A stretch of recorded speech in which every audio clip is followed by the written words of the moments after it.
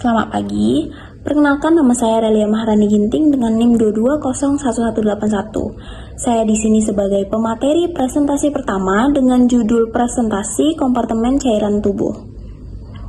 Sebelumnya, saya ingin berterima kasih kepada Ibu Apoteker Mira Febrina MSc selaku dosen pengampu pada mata kuliah Anatomi Fisiologi Manusia. Baiklah, saya akan memulai presentasi saya yaitu Total Body Water atau TBW. Sesuai namanya, Total Body Water adalah total cairan tubuh manusia. Presentasi dari total cairan tubuh manusia ini bervariasi dengan individu dan tergantung beberapa hal, yaitu umur, kondisi lemak tubuh, dan jenis kelamin. Sesuai gambar dari presentasi ini, kita bisa lihat bahwa bayi memiliki presentasi total cairan tubuh mencapai 70%, sedangkan pria dewasa adalah 60%, lalu wanita dewasa adalah 50%, sedangkan dengan usia lanjut atau lansia memiliki presentasi total cairan tubuh sebanyak 50%. Dan kita dapat melihat juga bahwa di gambar yang kedua, presentase dari total cairan tubuh bisa berbeda tergantung pada jenis kelamin, yaitu wanita 45% sampai 60% dan pria 50% sampai 65%. Baik, presentasi saya cukup di sini. Untuk slide selanjutnya akan dilanjutkan oleh teman saya. Terima kasih. Baik, terima kasih kepada moderator karena sudah mengizinkan saya untuk menjelaskan tentang materi selanjutnya. Baik, sebelumnya, saya Vilain Ananda. Saya akan menjelaskan apa itu cairan intraseluler dan cairan ekstraseluler. Jadi, apa sih cairan intraseluler itu? Cairan intraseluler adalah cairan yang berada di dalam sel di seluruh tubuh. Sedangkan cairan ekstraseluler adalah cairan yang berada di luar sel. Nah, kalian tahu nggak sih ternyata cairan ekstraseluler ini terbagi menjadi 3 kelompok. Yang pertama ada intravaskular, yang kedua ada interstitial, dan yang ketiga ada transseluler. Nah, transvaskular itu adalah plasma. Jadi intravaskular ini adalah cairan yang berada di dalam sistem vaskular. Sistem vaskular itu adalah pembuluh darah di luar pembuluh koroner. Dan yang kedua ada interstitial. Interstitial itu cairan yang terletak di antara sel. Dan yang ketiga adalah transseluler. Transseluler ini adalah cairan sekresi khusus seperti cairan cerebrospinal. Nah, apa sih cairan cerebrospinal itu? Cairan cerebrospinal adalah cairan tubuh yang menempati ruang subarachnoid, dan sistem ventrikular yang menyelimuti otak dan sumsum tulang belakang. Cairan intrakuler adalah cairan bebas yang terus-menerus 2-3 mili per menit dan diserap, dan sekresi saluran cerna. Jadi tadi saya sudah menjelaskan cairan ekstraseluler itu ada 3, dan dari ketiga itu cairan transseluler itu juga terbagi menjadi 3, seperti cairan cerebrospinal, terus yang kedua intraocular, dan yang ketiga itu adalah sekresi saluran cerna. Terima kasih. Selanjutnya saya akan menjelaskan tentang elektrolit dan non-elektrolit. Selain air, cairan tubuh mengandung 2 jenis zat. Yang pertama elektrolit, yang kedua non-elektrolit. Elektrolit terbagi lagi menjadi 2, yaitu anion dan kation. Elektrolit merupakan zat yang terdisosiasi dalam cairan dan menghantarkan arus listrik. Elektron dibedakan menjadi ion positif atau kation dan ion negatif atau anion. Jumlah kation dan anion dalam larutan adalah selalu sama. Selanjutnya ada kation. Kation utama dalam cairan ekstraseluler adalah sodium Na+. Kation utama dalam cairan intraseluler adalah potasium K+. Suatu sistem pompa terdapat di dinding sel tubuh yang memompa keluar sodium dan potasium ini. Selanjutnya ada anion. Anion utama dalam cairan ekstraseluler yaitu klorida dan bikarbonat, sedangkan anion utama dari cairan intraseluler yaitu ion fosfat. Selanjutnya ada non-elektrolit, merupakan zat seperti glukosa dan urea yang tidak terdisosiasi dalam cairan. Zat lain termasuk penting adalah kreatin dan bilirubin. Sekian penjelasan dari saya kembalikan kepada moderator. Baik, berikutnya saya akan menjelaskan tentang distribusi dan komposisi cairan. Air merupakan komponen terbesar dari tubuh manusia. Presentasi cairan tubuh tergantung pada usia, jenis kelamin, dan derajat status gizi seseorang. Biasanya, pada laki-laki dewasa 60% dari berat badannya, sedangkan pada perempuan hanya 55% dari berat badannya. Seluruh cairan tersebut secara garis besar terbagi menjadi dua kompartemen. Yang pertama, intraseluler. Cairan intraseluler mengacu pada cairan dalam sel tubuh. Pada orang dewasa, sekitar 2/3 cairan dalam tubuhnya terdapat di intraseluler.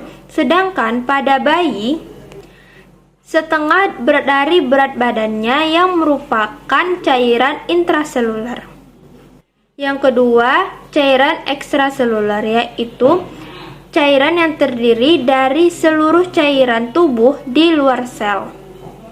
Cairan ini terbagi menjadi dua. Yang pertama itu interstitial, yaitu cairan yang mengelilingi sel, termasuk cairan yang terkandung di antara rongga tubuh atau transselular, seperti perikardial dan sekresi saluran pencernaan dan sebagainya.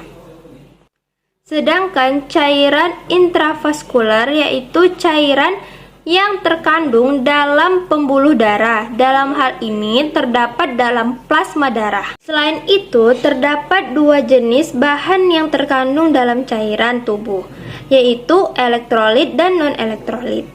Yang pertama, elektrolit. Elektrolit yaitu zat yang terdisosiasi dalam cairan, dibedakan menjadi kation dan anion.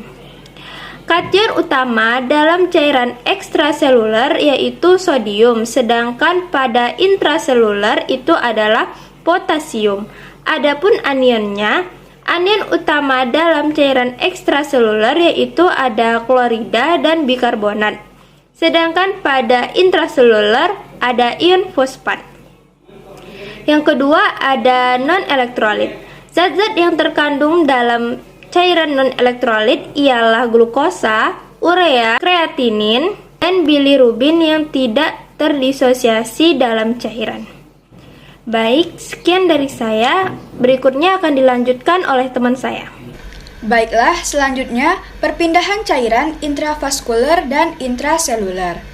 Pertukaran cairan antara ruangan interstitial, yakni cairan yang terletak di antara sel, dan intraseluler, yakni cairan yang berada di dalam sel di seluruh tubuh, dibangun oleh daya osmotik yang diciptakan oleh perbedaan konsentrasi zat terlarut non-difusif. Pelarut bergerak melewati membran menuju larutan yang berkonsentrasi lebih tinggi. Tekanan osmotik terbentuk ketika dua larutan berbeda yang dibatasi oleh suatu membran permeabel yang selektif. Perpindahan air dari kompartemen yang hiposmolar menuju kompartemen yang hiperosmolar. Baiklah, di sini saya akan menjelaskan tentang perpindahan cairan. Cairan tubuh adalah larutan yang terdiri dari air atau pelarut dan zat tertentu atau zat terlarut. Perpindahan cairan memiliki 3 fase. Yang pertama itu plasma darah pindah dari seluruh tubuh ke dalam sistem sirkulasi dan nutrisi serta oksigen yang diambil dari paru-paru dan traktus gastrointestinal. Serta fase yang kedua, cairan interstitial dengan komponennya pindah dari darah kapiler dan sel. Dan fase ketiga, cairan serta substansi yang ada di dalamnya berpindah dari cairan interstitial masuk ke dalam sel pembuluh darah kapiler dan membran sel yang merupakan membran semi permeabel, mampu memfilter tidak semua substansi dan komponen dalam cairan tubuh ikut berpindah. Ada beberapa metode perpindahan dari cairan dan elektrolit tubuh dengan cara difusi, filtrasi, osmosis, serta aktif transport. Difusi dan osmosis adalah mekanisme transportasi pasif. Hampir semua zat berpindah dengan mekanisme transportasi pasif. Difusi sederhana adalah perpindahan partikel-partikel dalam segala arah melalui larutan atau gas. Baiklah, di sini saya akan menjelaskan materi berikutnya, yakni tentang osmosis dan tekanan osmosis. Osmosis merupakan proses pergerakan air yang melewati membran semi-permeabel yang disebabkan oleh perbedaan konsentrasi. Proses pergerakan air ini dari konsentrasi rendah menuju ke konsentrasi tinggi. Lalu berikutnya ada tekanan osmotik. Tekanan osmotik merupakan daya dorong air yang dihasilkan oleh partikel-partikel zat terlarut di dalamnya. Tekanan osmotik tergantung dari jumlah zat yang tak terlarut di dalamnya. Larutan isotonik tidak mempunyai efek terhadap volume sel, sedangkan larutan hipotonik dan hipertonik akan meningkatkan dan menurunkan volume sel. Sekian materi yang dapat saya sampaikan. Untuk materi selanjutnya akan dijelaskan oleh teman saya. Materi selanjutnya yaitu gangguan keseimbangan cairan tubuh dan keseimbangan elektrolit. Yang pertama yaitu gangguan keseimbangan cairan tubuh yang meliputi overhidrasi. Overhidrasi ini merupakan kelebihan atau intoksikasi cairan dalam tubuh. Akibat dari overhidrasi ini, adanya kekeliruan dalam tindakan terapi cairan. Dan adapun penyebab dari overhidrasi ini yang pertama, adanya gangguan ekskresi air lewat ginjal. Yang kedua, masukan air yang berlebihan pada terapi cairan. Yang ketiga yaitu masukan cairan irigator pada tindakan reseksi prostat transuretra. Adapun gejala dari overhidrasi ini, yang pertama adanya sesak nafas, adanya edema, peningkatan tekanan vena jugular, edema paru akut, dan gagal jantung. Adapun tindakan terapi untuk overhidrasi ini terdiri dari yang pertama adanya diuretik bila fungsi ginjal baik, yang kedua dialisis bila fungsi ginjal menurun, ketiga yaitu flebotomi pada kondisi yang darurat. Yang kedua yaitu adanya dehidrasi. Dehidrasi ini merupakan suatu kondisi defisit air dalam tubuh akibat masukan yang kurang atau kekeluaran yang berlebihan. Kondisi dehidrasi ini terdiri atas 3. Yang pertama adanya isotonik, hipotonik, dan hipertonik. Nah, agar kondisi defisit air dalam tubuh kembali stabil, maka perlu dilakukan tindakan terapi. Terapi dehidrasi ini merupakan pengembalian kondisi air dan garam yang hilang. Selanjutnya yang kedua yaitu gangguan keseimbangan elektrolit, yang meliputi yang pertama yaitu hiponatremia. Hiponatremia ini merupakan apabila kadar natrium plasma di bawah 130 milikuivalen per liter.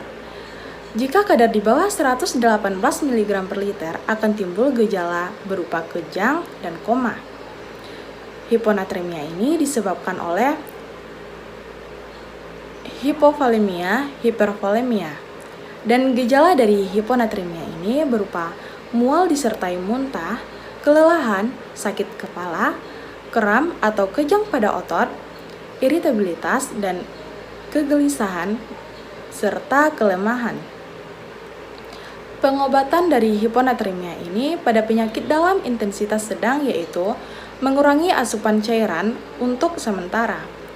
Sedangkan dalam intensitas parah, pengobatan dilakukan dengan cairan intravena atau obat-obatan. Selanjutnya yaitu hipernatremia, merupakan kondisi serupa kadar protein darah rendah. Gejala dari hipernatremia ini berupa rasa haus, lemas, mual, dan kehilangan nafsu makan yang kuat, serta kejang. Hipernatremia ini disebabkan oleh kehilangannya cairan dan asupan natrium berlebihan. Pengobatan hipernatremia ini dengan mengonsumsi lebih banyak air atau cairan intravena, dan penggantian cairan dan terapi rehidrasi oral. Selanjutnya yaitu hipokalemia. Hipokalemia ini dapat terjadi akibat dari redistribusi akut kalium dari cairan ekstraselular ke intraselular atau dari penguraian kronis kadar total kalium tubuh. Gejala dari hipokalemia ini berupa lemah, otot-otot lemas, gangguan irama jantung. Terapi hipokalemia ini berupa mengonsumsi makanan yang kaya kalium. Sedangkan terapi untuk gawat darurat dapat dikoreksi secara presenteral tetes kontinu. Yang selanjutnya yaitu hiperkalemia. Hiperkalemia ini dapat terjadi karena insufisiensi renal atau obat yang membatasi ekskresi kalium.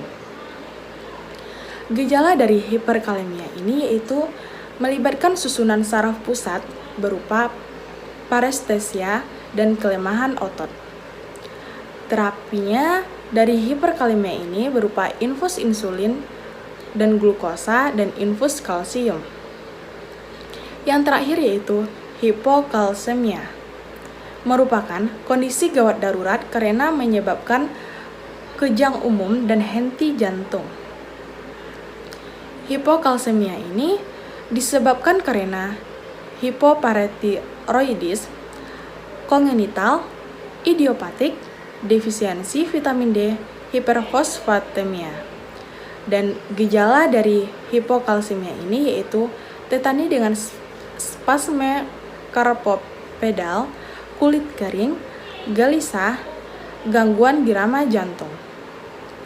Dan pada kasus kronik, hipokalsemia ini dapat dilanjutkan dengan terapi oral.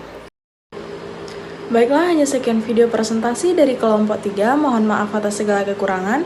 Wassalamualaikum warahmatullahi wabarakatuh.